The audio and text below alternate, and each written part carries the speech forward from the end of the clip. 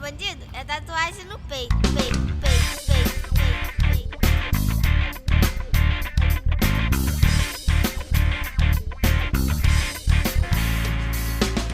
Pariu filho nessa luta, se dinheiro, caráter, conduta. No morro todos têm conceito, mulher de bandido é tatuagem no peito. Quem pariu filho nessa luta, se dinheiro, caráter, conduta. No morro todos têm conceito, mulher de bandido é tatuagem. Salve o dia de Cosme Damião, tiro pro alto que é gagueiro, é comemoração. Se liga mão de onça, fica muito afoito não. Tá vendo ali no canto, irmão, onde tá endoído. Que pariu filho nesta luta, sem dinheiro, caráter, conduta. Lá no morro todos têm conceito, mulher de bandido é tatuagem no peito. Que pariu filho nesta luta, sem dinheiro, caráter, conduta. Fala comigo, favela, no barraco, tá no ar. Salve o dia de Cosme Damião. Fala comigo, favela, no barraco, tá no ar, galera. E hoje a gente tem aqui celebridades. Mas primeiro só um pouquinho, tá? Um minutinho só. A gente quer apresentar pra vocês Kombucha Império, o nosso novo patrocinador dessa temporada, junto com a nossa Ground Cervejaria, junto com a Chancoule, a nossa grife dos negões e das negonas, tá? E vamos que vamos. Vamos falar um pouquinho só da nossa bebida preferida aí. O nosso amigo aqui, o meu rei, já falei com ele no privado ali, não, eu quero kombucha. Então, porra, já vai levar um kombucha pra casa, tá? Patrocinador maravilhoso, a gente visitou a fábrica dele esses dias e pô, o processo é incrível que é feito o produto. Vocês sabiam que o kombucha, ele fortalece a imunidade, é antioxidante, é anti-inflamatório, contém o maior teor de proteínas, fortalece a saúde óssea e cardiovascular e melhora a sua saúde intestinal. Porra, mano. O barato é tipo um refrigerante, mas não é refrigerante, ainda tem todos esses benefícios. O que você quer mais? Vamos de kombucha? No final, quem tá aqui sempre ganha um. Galera, vamos que vamos. Gente, eu vou começando agradecendo a presença de vocês. É uma satisfação ter duas celebridades pretas aqui comigo hoje. E dentro da arte que eu amo, né? Que é a de atuar. E claro, a de escrever e de dirigir. Nesse ponto eu falo do rei, né? Porque adquiriu esse poder de Saiyajin de há algum tempo atrás. Ele vem dirigindo projetos maravilhosos aí. O Amor de Baile, que a gente vai falar um pouco mais pra frente, é um projeto desses. E muito legal essa conexão, porque a Tulani também já trabalhou com ele em outras coisas, em outros projetos globais, né? Outras coisas bem legais. A gente vai deixar eles se apresentarem e logo vem as perguntas. Beleza, favela? Tamo junto. Vamos começar pelas damas, que é mais propício. A coroa de rainha, como é que a mulher chegou? Fala você, nega. Bom, primeiro agradecer o convite, muito especial. Eu quero dizer até que é meu primeiro podcast, assim. Tô estreando aqui nesse formato. Da hora, ainda bem que é nosso. Exatamente, acho que tô estreando muito bem, inclusive. Me chamo Tulani, eu sempre gosto de falar o meu nome porque é sempre uma questão, Tulani. Sou mãe, sou atriz, sou professora também. Isso eu sei. Sou de Duque de Caxias também, sempre gosto de falar que sou da Baixada, porque é muito importante. A Baixada é uma resenha, mano. Muita coisa. O que eu recebo de artistas da Baixada aqui, o que tem pra convidar ainda é surreal. Exatamente. A Baixada é uma resenha. A Baixada é uma É uma resenha. E é isso, tô dirigindo também, me aventurando um pouquinho agora na escrita. Acho que eu sempre escrevi pra mim, ali, caderninhos guardados do lado da cama, mas estou sentindo que é o momento também de botar umas coisas pra correr mundo, correr gira. E tô muito honrada também de estar aqui ao lado do meu amigo Rei. E você, Rei? Se apresenta, por favor. Salve, salve, favela.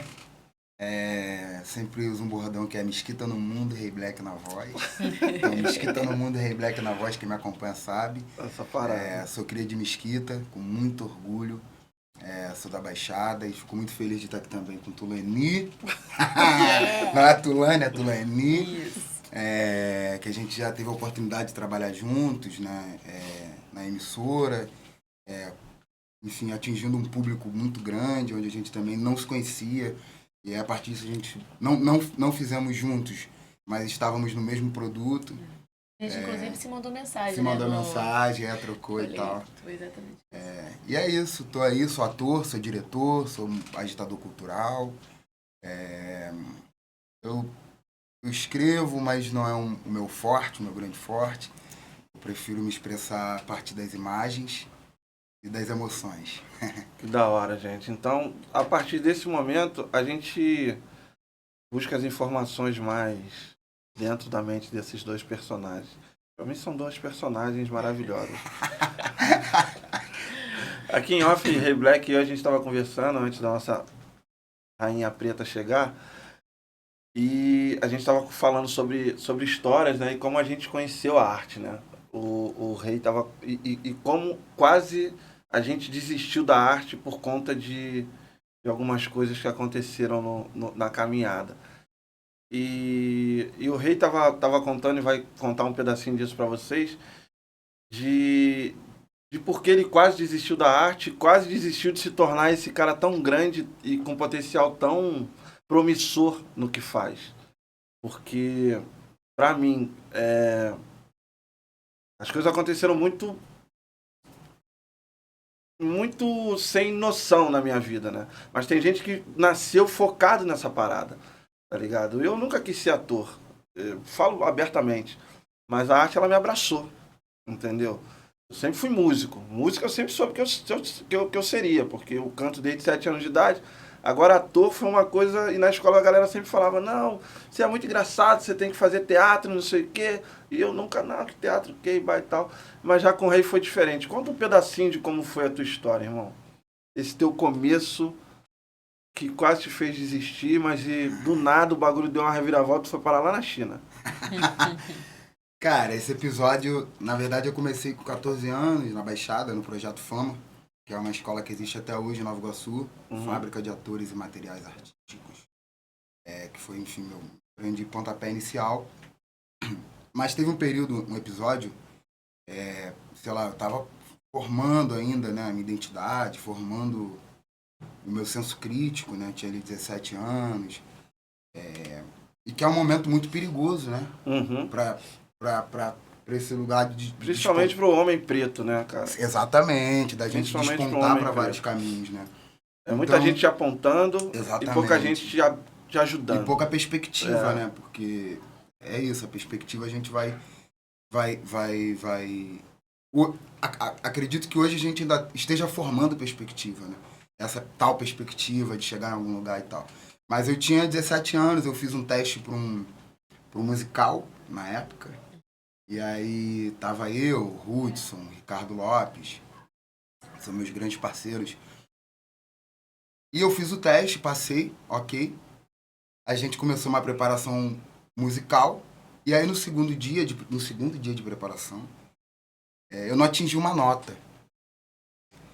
E voltei para casa, tive uma certa dificuldade ali, mas no segundo dia, né? Voltei para casa, voltei para a Baixada. No dia seguinte, voltei pro ensaio, para preparação. Quando eu tô no caminho, eu recebo uma ligação da produtora, falando, nossa, foi dispensado e tal. Enfim, você não tá dentro mais do projeto. E aí aquilo mexeu comigo. Assim, por telefone. Por telefone. Sem nenhum acolhimento. Sem nenhuma justificativa. Eu tinha 17 anos, né? E tava ali ainda escolhendo o que eu queria ser. Então, a partir disso, cara, eu fiquei um ano, assim, muito revoltado, né? E aí eu agradeço muito os meus pais, que sempre me apoiaram muito mesmo, assim. Minha mãe já foi atriz, né? Porra, que da hora. Dessa eu não sabia, mano. Quase ninguém sabe. Dessa eu não sabia, mano. Que da hora, mano. Dá um livro. A gente precisa trazer ela aqui pra trocar uma ideia. Uau! Ela vai se amarrar. Aí, dona Eliane. Eu vou me amarrar mais ainda, mano. Dona Eliane, cola aqui no nosso podcast, cara. Seria uma honra receber a senhora. E aí depois disso, cara, o Ricardo Lopes entrou em contato comigo. E aí, Rei, beleza e tal? Pô, a gente se conheceu no teste. Pô, cara, queria dizer que eu me amarrei no teu trabalho. Você, pô, é um ator muito visceral e tal, não sei o quê. E que eu gostaria muito de trabalhar mais contigo e fiquei super chateado com o que aconteceu. Então, eu queria te convidar para um espetáculo. Ele me convidou para um espetáculo que se chamava Cães de Rua. Que aí me acendeu depois de um ano. Fiquei um ano sem fazer teatro.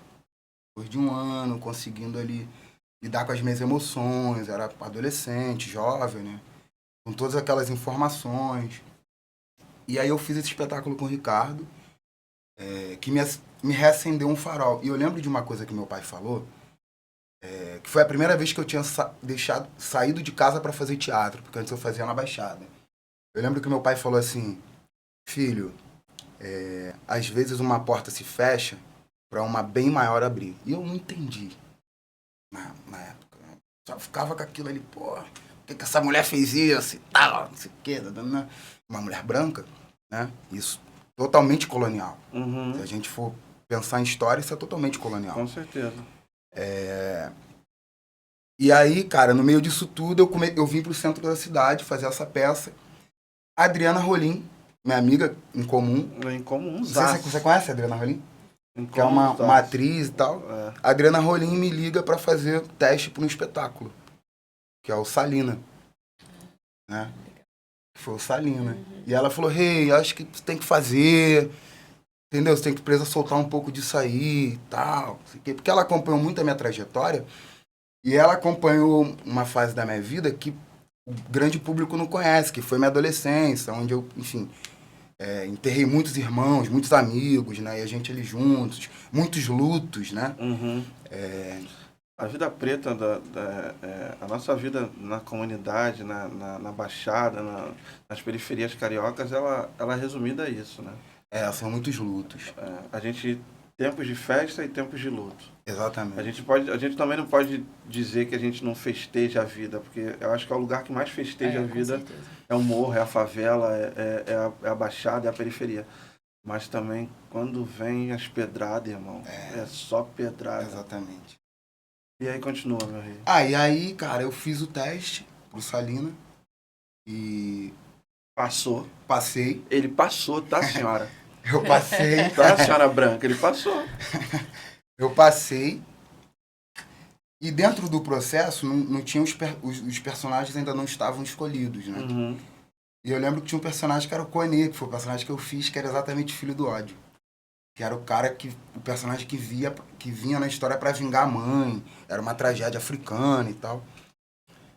E aí, cara, eu entrei nesse espetáculo e quando eu fui ver, menos de um ano eu tava Voando. viajando o Brasil, o mundo, fui pra China, passei pela Europa, nunca tinha nem saído de Mesquita. Conheci o Brasil inteiro, fui em todos os festivais. Nesse ano, com esse espetáculo, nós ganhamos todos os prêmios do Rio de Janeiro, do Brasil, porque onde a gente passava, a gente ganhava prêmio, ganhamos Chelsea, Gran Rio, a PTR, os prêmios que a gente ia no Sul, tem um prêmio. A gente ganhava prêmio. A cidadezinha do interior de São Paulo. Interior. Tinha um prêmio, a gente ganhava. E aí, cara, acho que isso foi foi um momento da minha vida que eu poderia ter desistido, que eu poderia ter seguido outro caminho dentro dessa encruzilhada que é a vida, né? Sim. A gente tem vários caminhos. Mas eu acho que o afeto, né, cara, o amor, né, por exemplo, do Ricardo, né, que é um grande irmão, um grande ator, um dos maiores atores pra mim da minha geração, assim, Uhum. que é o Ricardinho Lopes, faz vários espetáculos. E nesse momento foi fundamental o afeto da minha família, né? A minha mãe e meu pai ali, sabendo lidar com as minhas insatisfações, decepções, muito jovem. Frustrações. E assim, eu agradeço muito, muito a família que eu tenho, cara, porque se não fosse eles, assim, eu não estaria aqui hoje mesmo. Eu falo isso de um lugar muito genuíno mesmo, assim, né? E aí o fato da minha mãe ter estudado teatro, acho que é uma história muito longa, mas acontece que a minha mãe, ela estudou teatro, mas ela não deu seguimento porque... Eu nem sei se ela vai gostar que eu fale isso publicamente, mas eu vou dizer, porque eu acho que faz parte da nossa história. Uhum. Porque ela dizia que as letras não entravam na cabeça dela, né? Ela veio de São Luís do Maranhão, não terminou o ensino fundamental, ensino médio, todas as questões que a gente tem com os nossos pais, que muitas das vezes vêm de outro território, vêm do Nordeste, do Norte. E quando minha mãe me contou essa história, cara, que ela fez teatro, eu acho que foi uma chave, assim. Eu sou muito determinado hoje em dia, eu sempre fui muito estudioso e tal. Eu acho que justamente porque eu ficava pensando assim, mano, eu vou vingar minha mãe. Se as letras não entravam na cabeça dela, vai entrar na minha. Eu vou estudar, eu vou... E é isso, cara. Pô, tô falando coisa que eu nunca falei, fica até mexido. São coisas muito... Tulani, deixa eu te fazer uma pergunta. A tua trajetória começa na Unirio com licenciatura, entre aspas. Mas quando você se descobre atriz e fala, cara, eu vou fazer essa porra virar na minha vida, independente que seja um trabalho paralelo, que você dá aula ainda, né? Você ainda dá aula, né? Mas isso surge com essa veracidade e com essa descoberta que você teve. Fala assim, porra, eu quero ser atriz, eu preciso colocar isso que tem em mim para fora como profissional de arte cênica. Eu acho até que a Unirio, ela entrou na minha vida, assim, como uma afirmação mais profissional, eu diria, assim, porque eu já fazia isso desde muito nova. Acho que minha primeira experiência com teatro foi na escola, com, sei lá, 12 anos, 11 anos. Teve um professor de teatro que chegou lá para dar aquelas oficinas, né, que aí monta aquelas montagens adultas, e aí eu era do 3º ano, do fundamental, 4º ano, assim, e eu falei, eu quero fazer, só que não podia, porque só podia adultos, adolescentes, ensino médio.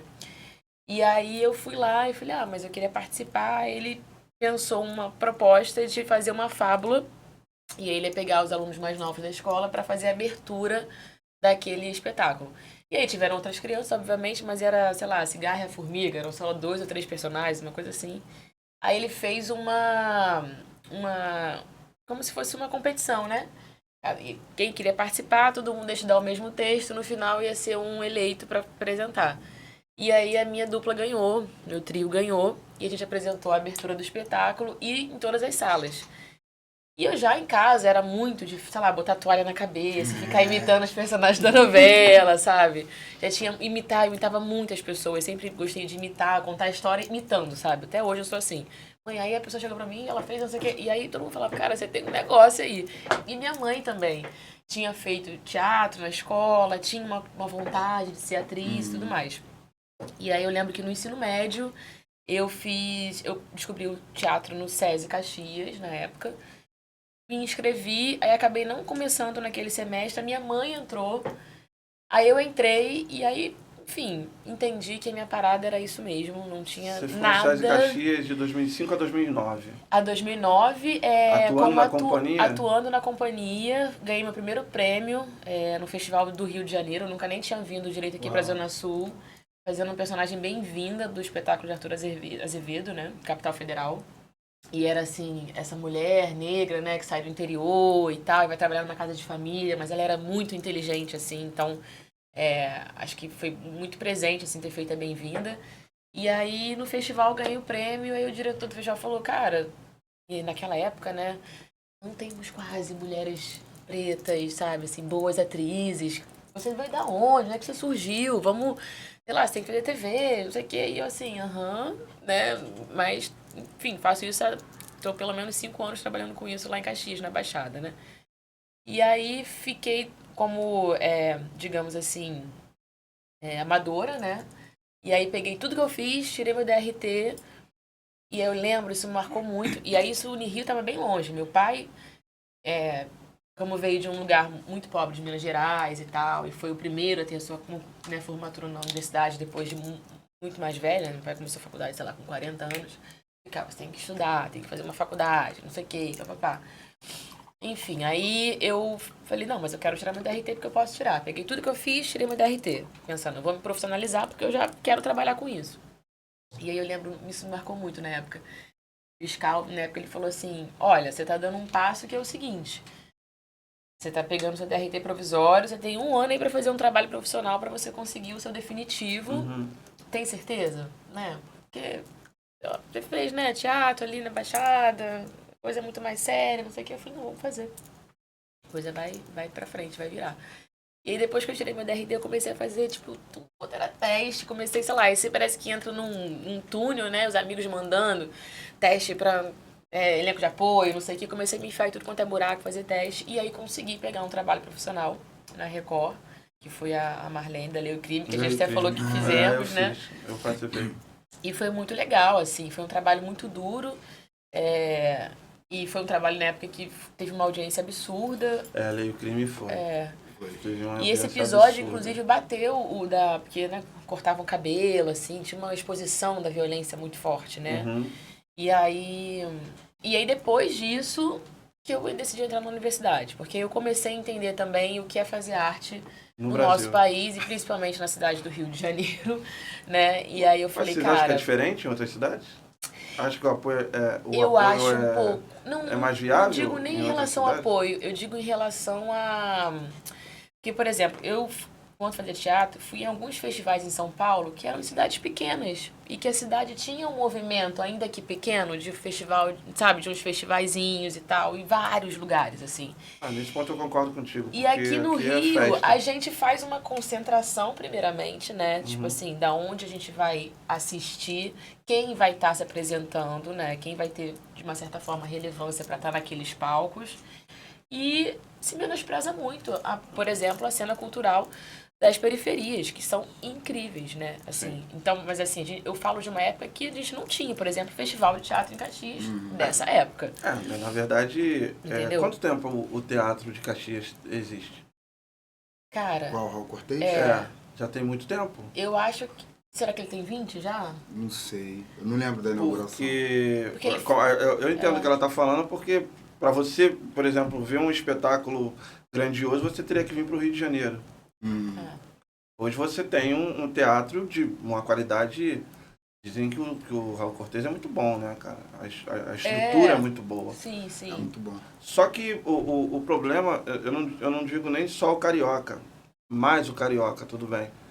Mas o brasileiro, ele não consome a arte da forma que tem que consumir, principalmente a arte nossa, né?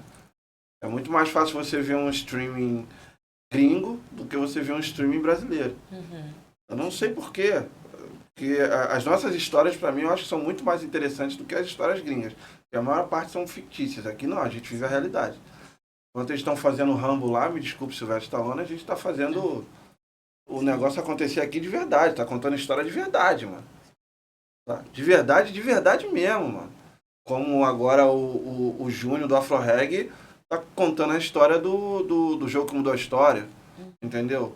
Ou falando sobre os raptos na série da Globoplay também, que é a Divisão, sabe? Ou mostrando a verdade nua e crua da polícia brasileira, onde o nosso outro ator maravilhoso faz também, que é do BOPE. Eu não lembro o nome da série, me desculpe. Enfim, eu estou citando essas produções, por quê? Porque são produções que contam a verdade do nosso país. E trazem a verdade do que a gente vive no dia a dia. Sabe? E aí quando você me fala que e eu tenho certeza disso, que é difícil você estar em grandes produções aqui e que valorizem, é real. E pensando da perspectiva teatral, né? Porque eu acho que a gente... Teatro então, que ninguém valoriza. A gente tá vivendo um outro momento, né? Que é o audiovisual ramificado, né? Tem TV, você tem o stream, não sei o quê. Mas isso é de muito pouco tempo, né? Assim, eu, pelo menos, sou queria do teatro. A gente tava de fazer teatro, de grandes grupos, de você querer, sei lá, todo mundo se reunir pra assistir, sei lá, um armazém, não sei o quê. E, pô, se sobreviver a uma companhia, né? E virar uma companhia. E como que jovens pretos da periferia conseguem, tipo, focar num trabalho ou num grupo e viver da arte, né? Assim, com... Sei lá, meus pais tiveram comércio durante muitos anos. Durante muitos anos eu trabalhei em comércio com os meus pais, sabe?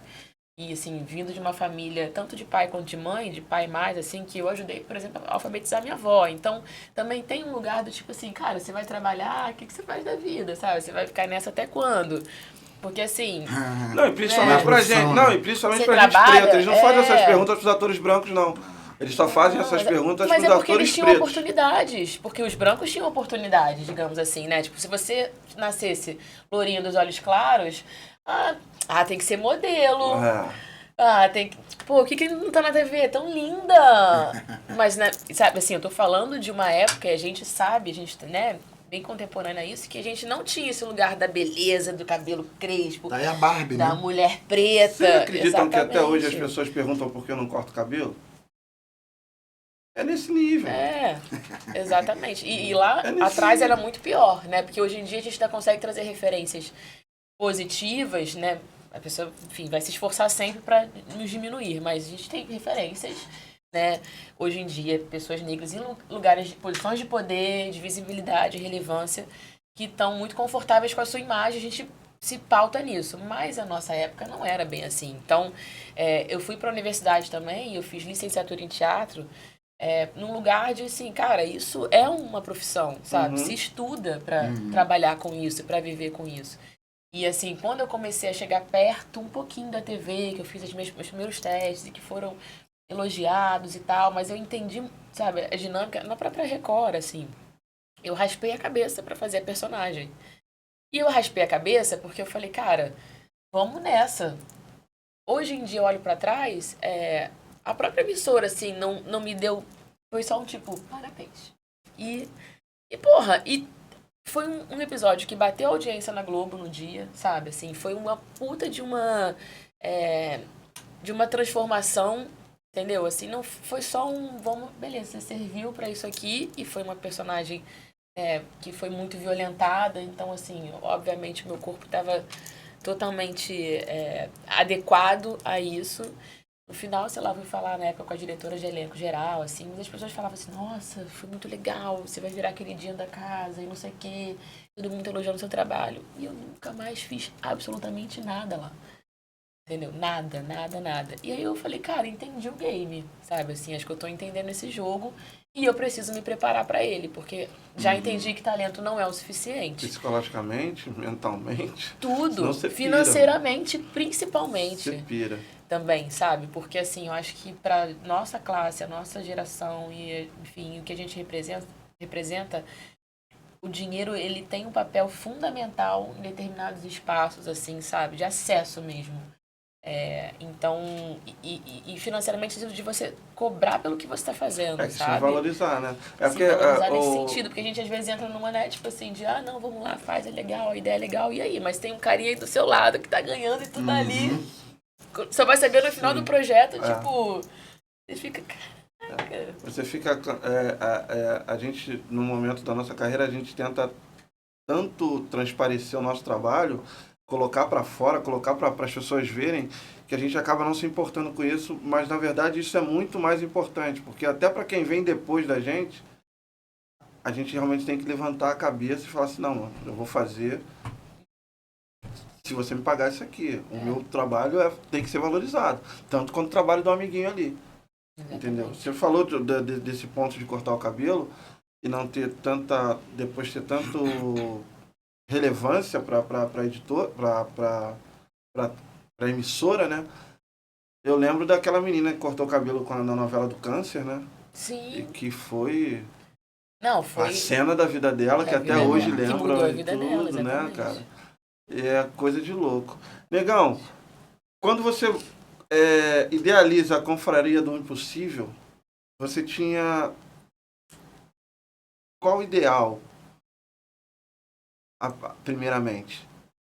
Porque a Tulaninha acabou de falar sobre isso, né? Dessa construção em conjunto que às vezes a gente nem tem. A gente tem potencial para ter várias instituições, várias companhias de teatro pretas, e temos muitas espalhadas pelo Brasil. Talvez não tão valorizadas como devessem. Você vê, o meu mestre, Ricardo Vancilevich, com todo o respeito que eu tenho, você conhece, Nossa Senhora do Teatro, é um cidadão preto, é um cidadão branco, entendeu? E que faz espetáculos de preto. E num respeito e num talento, pelo menos eu fui dirigido por ele durante muitos espetáculos, e é um cara estudioso da nossa história preta. Ele tenta passar realmente pro público a verdade. A Anastácia, o Alto da Escrava Anastácia é um fato que aconteceu. E ele tentou colocar toda a realidade naquilo ali e com 80%, 90% do elenco era preto. Entendeu? Foi preto em todas as edições, todas as temporadas. Então, quando você vem com a confraria do Impossível, qual era a tua perspectiva? De atingir, alcançar o quê? É foda, né? Vai, se fode aí, vai. Cara, então, é uma formação coletiva, né? Sim. Na verdade, eu não idealizei sozinho, né? Sim. Tem o André, o Tarso também fez parte da formação. Inclusive, vocês estiveram no RJ agora há pouco tempo, né? Teve uma reportagem, acho que foi no RJ? Acho que foi, mostrou a confraria. Foi em algum lugar que eu vi. Né? Deve ter sido Bom Dia Favela. Isso aí, Bom Dia Favela. Nós Teve estivemos lá também com o livro, isso aí. dramatizada e Desculpa. tal. Comemorando os 80 anos do TEM. Mas, cara, a confraria, a gente começou a se juntar nessa formação em 2015, 14, 15. Na verdade, começou muito comigo e com o André. A gente fazia o Salina, Uhum. que era um espetáculo preto, mas com uma direção branca, né? Uma companhia branca. E sendo uma companhia branca, por mais que alguns brancos tenham entendimento, né? Mas existe um lugar que é um lugar existencial que só nós pretos Sim, claro. podemos sentir e podemos falar. Uhum. Então a gente, nesse momento, eu saio de lá, eu tô no espetáculo e eu tinha o desejo de falar muita coisa. Sobretudo aquilo que estava acontecendo com a gente, com o nosso povo, com a nossa história. E aí eu montei ali o grupo EMU de Teatro Negro com a Sol Miranda e a Confraria do Impossível, que a gente foi ocupar o terreiro contemporâneo, a fim de contar a nossa história, né? E aí, cara, a gente começou fazendo performances de rua. A gente se reunia ali na Lapa. Não acontece mais, né, cara? É difícil. As performances de rua. É.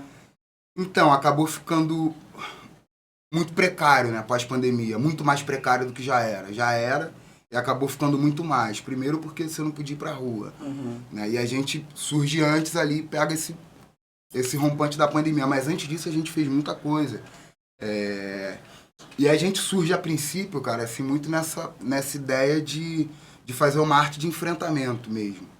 Acho que a confraria, ela também, na sua trajetória, ela tem esse QI que é uma arte de enfrentamento. Então a gente ia pra rua, a gente pegava uma notícia que acontecia durante a semana e dentro daquela notícia a gente montava uma performance para ir questionar a sociedade, a rua, os políticos, o porquê que aquilo estava acontecendo. Então disso surge uma performance que foi a nossa primeira e grande performance, assim, que foi o 111, né? Quando 5 meninos foram alvejados com 111 tiros em Costa Barros. Costa Barros.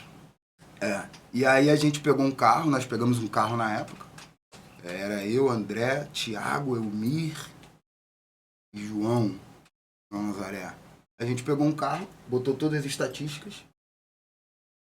E a performance era, a princípio, a gente ficar uma semana só rodando com aquele carro. E vendo o impacto, e filmando, e vendo o impacto que aquilo dali causava nas pessoas. Ao ver aquele carro cheio de estatística, tinha o nome dos moleques e tal. E aí um belo dia a gente resolveu fazer um ato, que foi na Lapa, e depois foi em Ipanema. Onde a gente sai do carro, um monte de pistola de brinquedo colorida, todo mundo de preto. E a gente começa a alvejar aquele carro e para o trânsito. O trânsito para, a polícia vem, aí quer prender a gente e tal. E a gente começa, o carro fica todo vermelho. E aí cria esse choque estético, né? Esse impacto estético. As pistolas estavam com tinta vermelha? Tinta vermelha, a gente alvejava o carro com tinta vermelha e rindo. Depois que a gente terminava com a tinta, a gente tirava a roupa. Com roupa como... A gente tava de preto. De blazer, a gente botava um blazer preto, tá. calça preta. E descalço. A gente tirava e limpava o carro com aquele terno, né? Ia limpando e tal, não sei o quê. E depois a gente saía e deixava aquele caos ali instaurado a fim de questionar mesmo por que em Costa Barros a polícia entra atirando, né? Por que em Costa Barros, por que na Baixada, por que na periferia não se tem uma lei que proíba, por exemplo, que interfira, por exemplo, essas ações que só prejudicam a população, né? A sociedade, né? Que foi como aconteceu com os meninos, né? Então a gente fez essa performance viralizou na internet, e a partir daí a gente foi fazendo várias, na Central do Brasil, o Velho do Saco Vazio, até montar o nosso primeiro espetáculo, que foi Esperança na Revolta. Enfim, a confraria dá um podcast inteiro, mas... Dá um podcast inteiro, porque é uma iniciativa... Quanto tempo vocês já estão atuando? Uns 10 anos já? 10 anos. Já tem 10 anos já. Um pouquinho mais. Tarso me chama pra ir lá direto. Eu nunca consigo. Eu tenho que tirar um tempo pra ir lá conhecer, cara. E tem um terreiro contemporâneo, que é esse grande celeiro, esse grande espaço, né, cara? Que formou vários artistas. Foi fundado pelo Rubens Barbô, pelo Gato Larsen. E, enfim, a gente tá lá... É um espaço incrível. Incrível, aí tem uma galera lá fazendo movimento. E é legal de pensar também aquele espaço, cara, como um espaço rotativo, né? Eu já tive muito tempo lá dentro, muito ativo. Hoje em dia, eu tô um pouco menos ativo lá dentro, ainda faço parte de algumas parcerias, mas tem uma galera que continua. Então, é realmente a confraria e o terreiro, né, que na verdade administra o terreiro contemporâneo, que já existia, já existe, é um grande conglomerado de artistas e pensadores, e ali a gente, enfim, acaba se dando as próprias oportunidades, criando as próprias realidades para, enfim, sobreviver, né? Lidar com a arte, conseguir viver como artista. Então lá eu também desenvolvi outras formas de expressar minha arte, como a direção de movimento e tal, muito por conta desse espaço da gente de experimentar, né? Esse espaço experimental e que a gente normalmente não tem.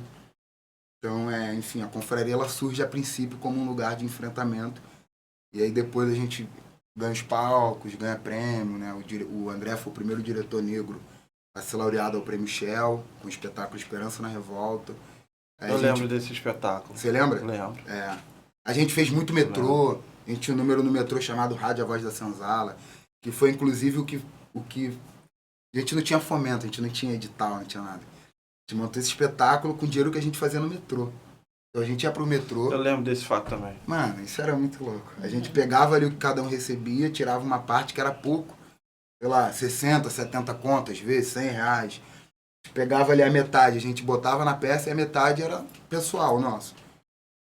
E assim a gente montou o espetáculo 3 anos.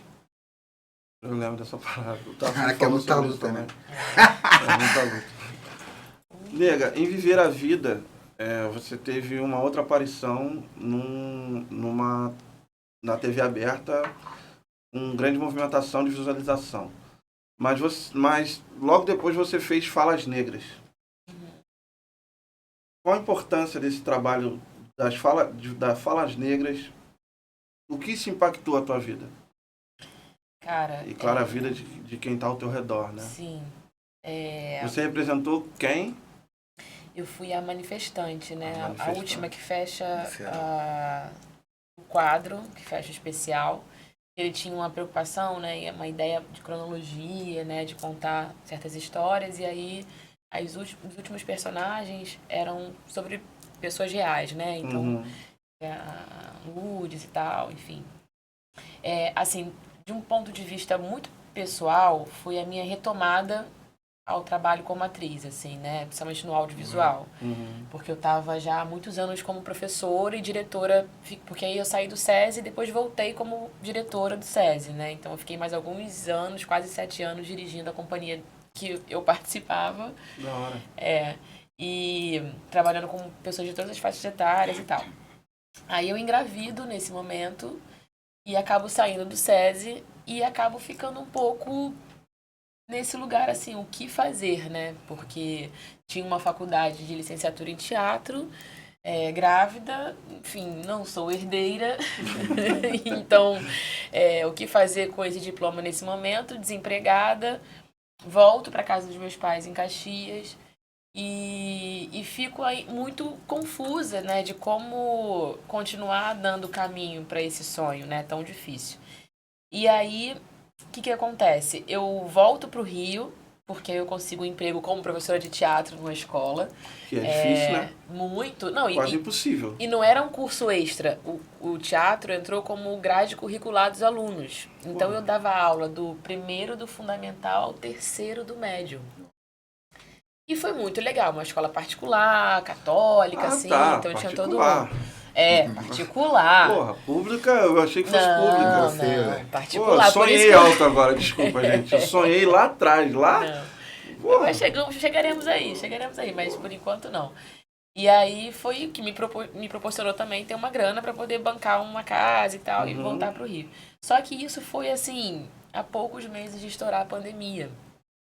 Então, continuei dando aula, só que aula de teatro online, tipo assim, pelo amor de Deus, queria cortar os meus pulsos e os alunos também. Fui me reinventando nesse trabalho, só que eu tava já, assim, esgotadíssima, né? Eu pensava, cara, não é isso ainda, sabe? Não é isso. E aí veio o teste pra Falas Negras. E aí, eu lembro que eu terminei exausta, porque essa personagem, ela era muito, né, assim, todos foram, mas ela já começava 100 decibéis, assim, sabe? Ela tava ali brigando com a polícia. No que foi ao ar, isso nem tava tão... Não sei se eu podia falar isso, aquela assim, contrato. Mas assim, o que foi ao ar, a gente nem deixa isso tão evidente, mas esse vídeo existe, eu tive acesso a esse vídeo, é um vídeo real dessa menina, né? Falando. E ela já começa aqui, então o meu teste todo, eu falei, cara, não dá pra começar menos. É daqui pra cima. Eu gravei várias vezes e no final eu falei, cara, não aguento mais, a gente vai mandar o que temos, porque eu não aguento mais. Eu lembro que eu tava no carro na época, com meu namorado, aí eu recebi a mensagem assim, pô, você passou, quase bati, assim, tipo, não sei o quê. E aí fiz o trabalho, foi incrível, porque, assim, aí a gente começa a ir pra esses lugares, né, do que agora conta pra gente em termos de se foi bom ou se não foi, né? Cara, meu celular, ele era tanta seguidor chegando que eu larguei ele de mão, eu fiquei muito ansiosa, assim, ela pitando no dia da estreia, né? E foi uma estreia muito impactante também, porque tinha sido assassinado aquele rapaz no Carrefour. E George Floyd também. Não, George Floyd já tinha rolado, né? Assim, pouco tempo. Aquele Carrefour lá do Sul? Foi naquela semana. Então, tava todo mundo muito inflamado. Então, acho que esse especial veio também um pouco dar esse contorno pra gente, assim. E aí eu pedi demissão da escola. Depois disso. Porque eu falei, cara, aí eu fui atrás de um agente, porque também a gente começa a entender o jogo, né? Aí eu mandei mensagem pra vários. Esse game de agente é complicado. E ninguém me respondeu. Aí um me respondeu, o Fábio Rios. Eu falei, cara, olha isso... Vamos lá, eu quero trabalhar, não sei o quê. E aí comecei a fazer alguns testes. E aí fiz teste pra série da Netflix, Olhar Indiscreto. E passei, a princípio eu fui pra protagonista, depois a coisa foi mudando.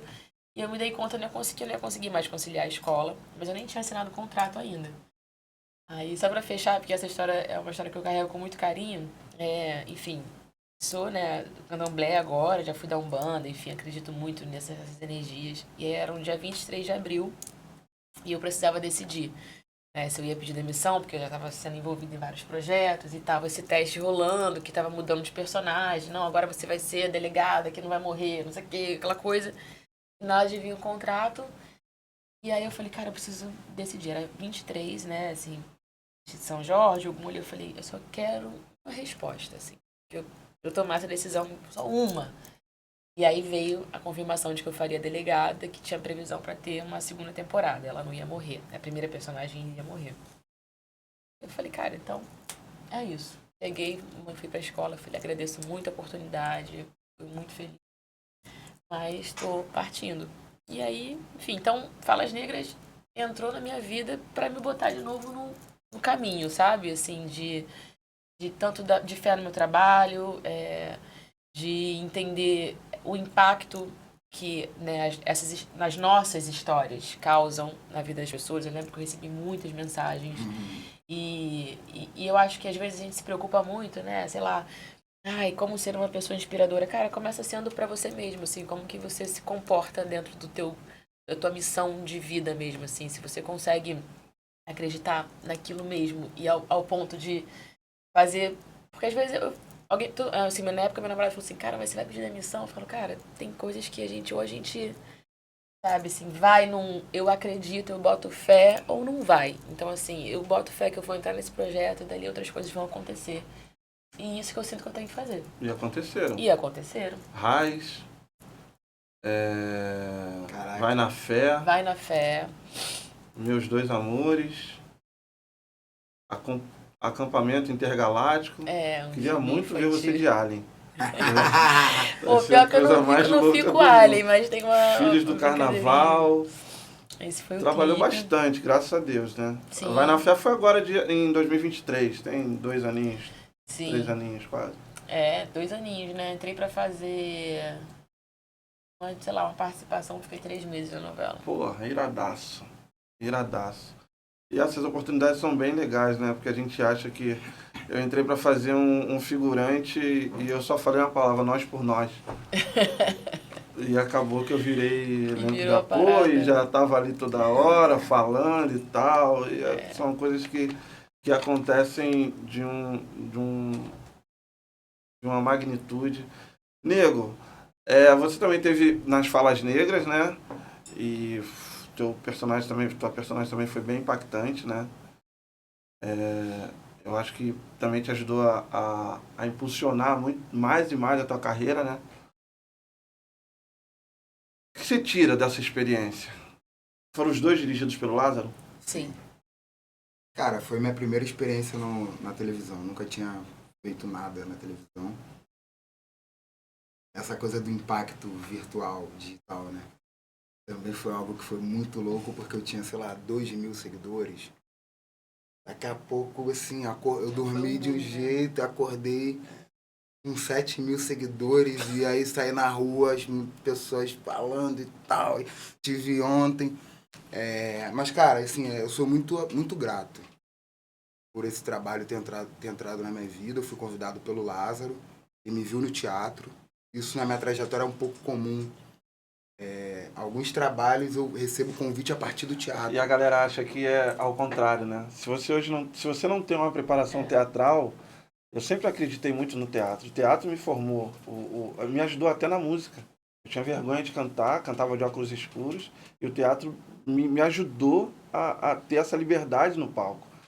E você falando isso agora, isso fica bem explícito, né? Porque muitas das vezes a gente é encontrado nesses lugares, no palco do teatro, e aonde a maior parte dos atores não dão tanto valor a envolver a sua carreira teatral. Todo mundo quer aparecer na televisão, todo mundo quer ser global, mas pula algumas etapas, né, cara?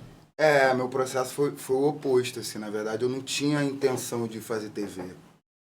Eu fazia teatro e depois eu virei um bichinho de teatro, que eu fazia muito, fiz muitas peças, mais de 50 peças.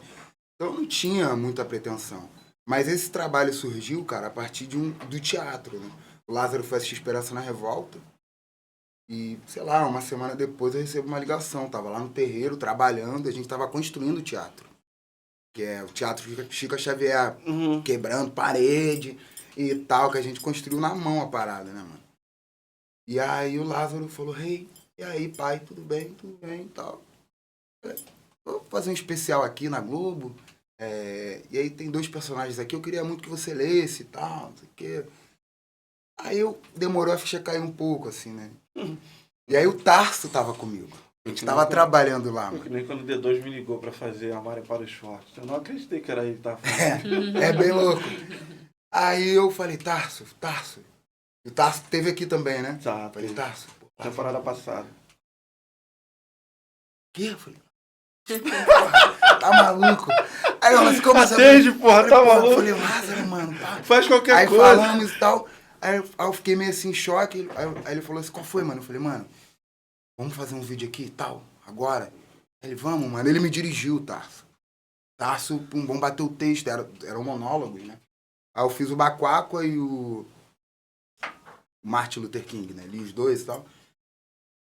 E aí, no final, fiquei com com o Baquaco, cara, e foi assim, foi um divisor de águas na minha vida.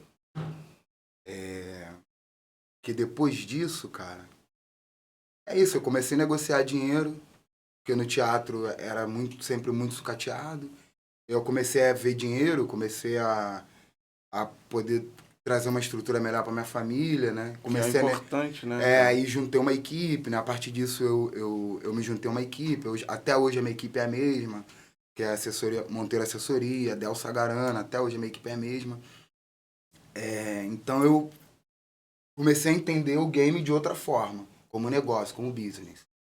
E comecei a entender que o meu trabalho social, né, o meu trabalho cultural, né, dentro do que eu fazia dentro da comunidade é uma coisa, e o que eu faço na indústria tem toda a minha essência, mas são outras escolhas, são outras negociações. Então, cara, assim, Falas Negras, eu lembro que ele foi pro ar no dia 20 e eu fui pra Baixada, porque minha avó tinha o sonho de me ver na televisão. Quando você vai fazer na Globo? Sim. Então, quando eu fiz, cara, a primeira coisa que eu fiz, eu falei, mano, eu vou pra Mesquita, vou botar uma TV no quintal, porque a minha avó vai poder vir pro quintal, e aí eu vou assistir ele com a minha família. Vou chamar alguns poucos amigos. Eu lembro que eu falei com um amigo, tipo, Cleito, tipo, qual é, mano? Então, mano, tô na Ipare aí, mano, e tal, vai ter o Falas Negras, vai aparecer na TV, queria reunir a rapaziada aí e tal. Falou, mano, ele falou assim, aqui no quintal, ele falou, mano, quintal? Vamos fechar um espaço. Tá maluco, negão? Vamos fechar um espaço. Quando eu fui ver, mano, a favela tava mobilizada, assim, tipo, quintal, feijoada, e uma fez a feijoada, minha tia, cervejada e tal. Foda, né? E aí começou, tipo, antes, começou à tarde, aí palhaço na rua, pras crianças, capoeira. Aí, no horário do... Cara, foi muito louco. No horário da exibição, a gente ia botar um telão, na real. Ia botar um telão num espaço que a gente alugou lá da Valéria e tal. Na minha rua mesmo, lá em Mesquita. Mano, na hora do Falas Negras, a galera ao vivo. O que aconteceu? Não funcionou o projetor. O computador deu ruim. Caraca. E aí, agora? Mano, foi uma das coisas mais emocionantes que eu vi na minha área, assim, com relação à minha arte, tá ligado? Todos os moradores foram para as suas casas pegar as televisões. Todos. Assim, apareceu 10 televisões, mano. Todo mundo saiu, mano. Vamos buscar isso aqui, e vai rolar. Mano, e foi assim, uma coisa de louca. E ficamos assistindo, tipo, uma exposição. Era, tipo, várias televisões. E a galera ali, geral assistindo, mano. E eu ali, assim, meio... Legal. sem acreditar. Minha avó, tá ligado? Assistindo e... Enfim, eu sou muito grato, cara. Sou muito grato ao Lázaro, porque eu acho que a gente precisa dar nome aos bois, às vezes. Sim, claro. Quando é sobre algo negativo, as pessoas... E eu acho que poucas pessoas falam sobre o quanto que algumas outras pessoas afetam na nossa vida. Então, assim, sou muito grato ao Lázaro, à Thaís, que foram pessoas que foram fundamentais nesse processo.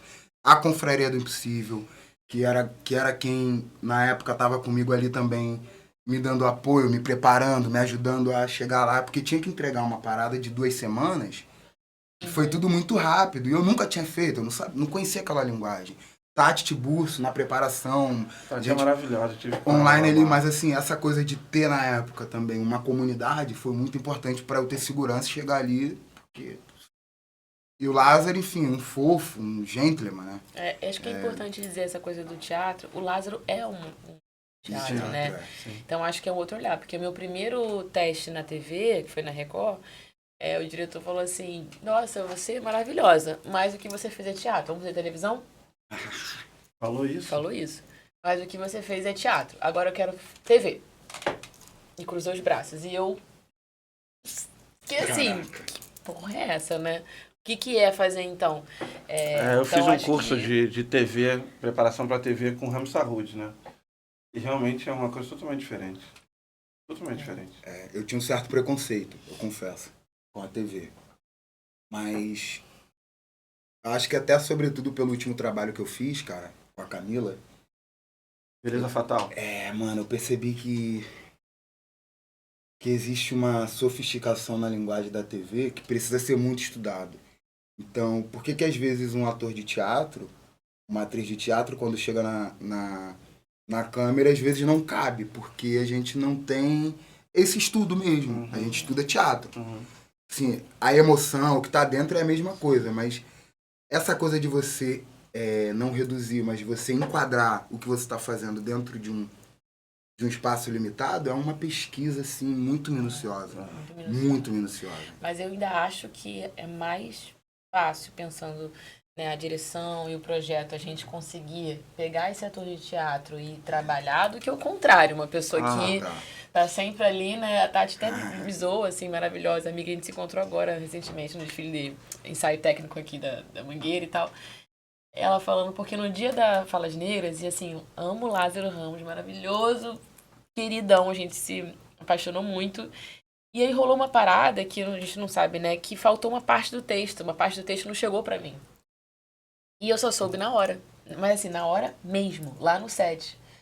E aí a Maiara e o Lázaro estavam, tipo assim, muito, sabe, assim, olha, cara, 1000 desculpas pelo que aconteceu, a gente não entende, mas assim, toma aqui, que ainda falta essa parte.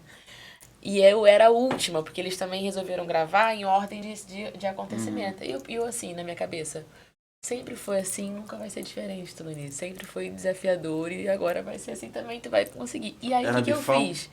Era um bifinho gostoso. Mas o Lázaro, tipo, E né? visceral lá em cima, né? Olha, tome o tempo que você quiser. A gente agora tá aqui por você. E foi muito generoso, a Mayara também e tal. E aí eu peguei o texto, eu dei 3 lidas, assim. Dei 3 lidas e aí eu fui pro quê? Fui pro teatro. Porque eu falei, agora vocês também vão ter que me segurar. E aí comecei a dar o texto, eu catei todos os brancos que estavam no set e eu comecei a dar o texto pra eles. Tipo assim, falei, posso só fazer uma passada? Pode. Tipo, todo mundo, tipo... E aí eu falei, já pode gravar. Então vambora. E foi assim. Aí a Tati falou, cara, você tava... Porque assim, ou ia ou não ia. Porque, obviamente, a gente sabia que eu ia ter todo o tempo do mundo. Mas recebendo um texto ali na hora, naquele nível de intensidade do trabalho, não dava pra eu, tipo, errar 5 vezes. E, assim, isso ia me prejudicar, né? Então eu falei, cara, eu vou partir pro jogo teatral, porque aí eu vou... direcionar também esse texto aqui vai me ajudar e, né, escolher esses pontos. E foi, enfim, foi do caralho, foi incrível, foi, assim, realmente... Eu sei que quando acabou, eu abracei e chorava, assim, tipo, tremendo, tava, sabe, assim, tava realmente naquele corpo do teatro, sabe, que a gente sai, tipo... Assim, né, não tá conseguindo, você tá, parabéns, você tá... e você tá tipo assim... Mas vamos combinar que o teatro... Sim, vamos tirar essa onda que, cara... O teatro é a maior escola de atuação, esquece. Não tem outro. Não assim, tem. com todo respeito aos meus colegas, aos nossos colegas, que já começaram na televisão, Sim, no cinema, todo mas respeito assim... mesmo, porque com é todo incrível. respeito mesmo, é incrível. Mas assim, o teatro, ele te dá uma base, cara, absurda. Ele te dá a base. Ele te dá a base. Ele te dá tudo. Ele te dá a base, ele te dá técnica, Ele ele te dá uma ferramenta que é fundamental dentro da televisão, por exemplo, que é a leitura.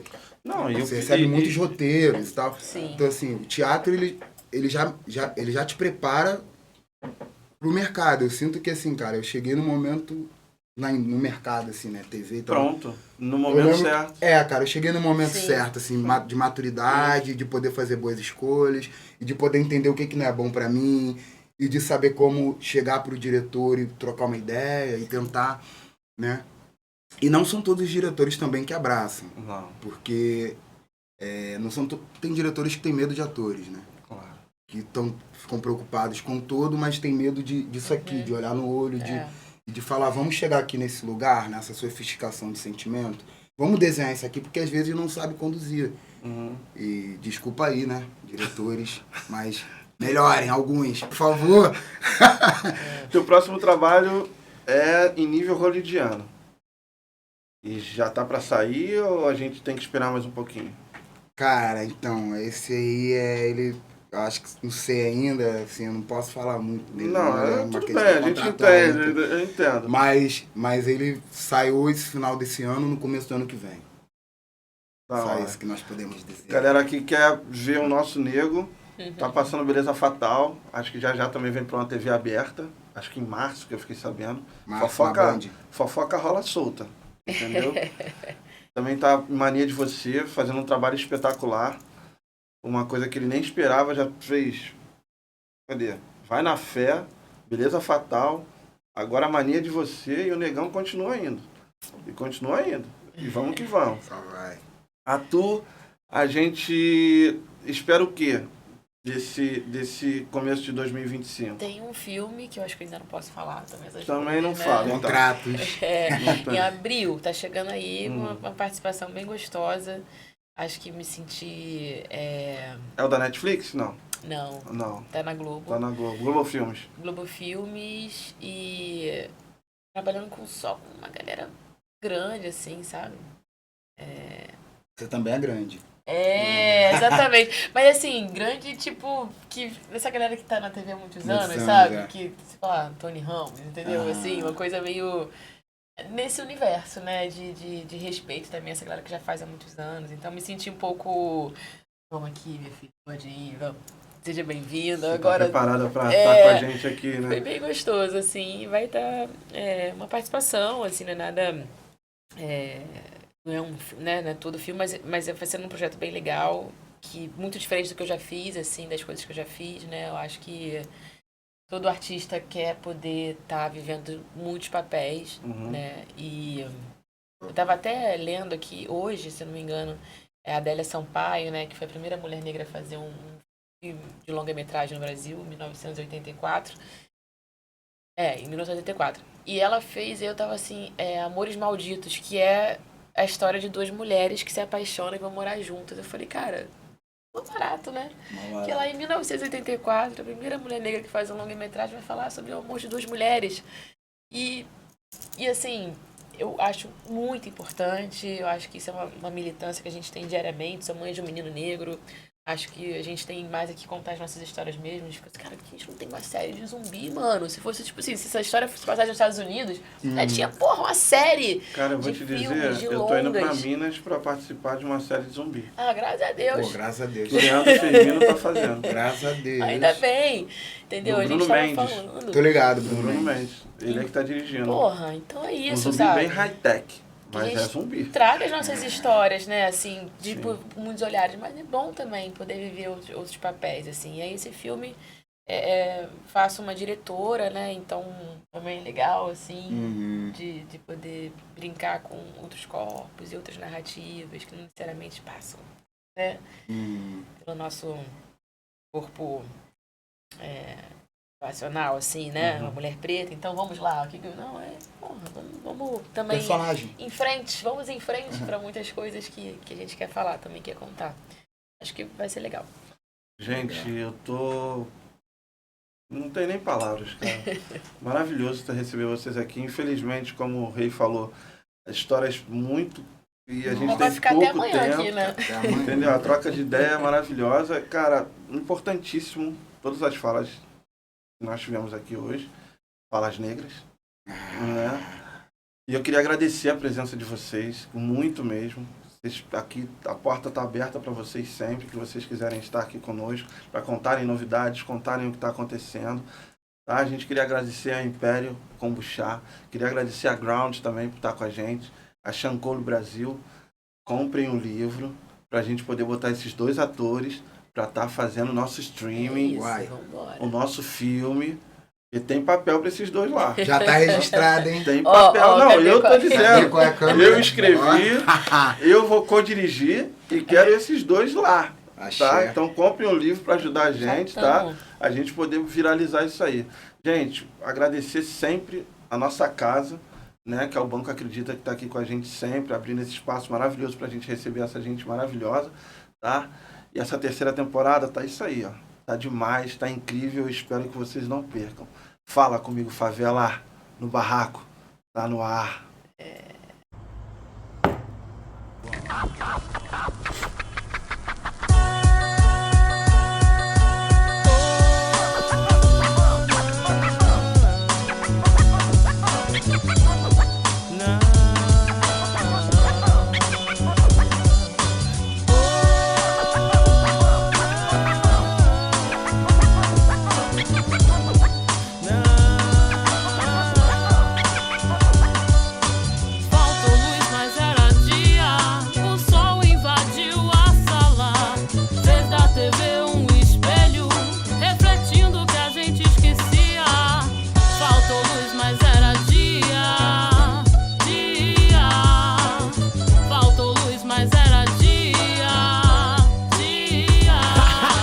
tiro, porrada e bomba, negou. O morro desce ao asfalto, clima de revolução. Só mais um corpo velado, décadas já se passaram e o pique é mesmo região. É só mais sangue, barato, merchan pra televisão. Desgraça vem de jornal, só combustível pro mal. Já não importa se é preto, branquinho, índios. Essa mistura de raças é só a merda que deu nesse meu solo de guerras que um dia alguém prometeu. Aonde mulher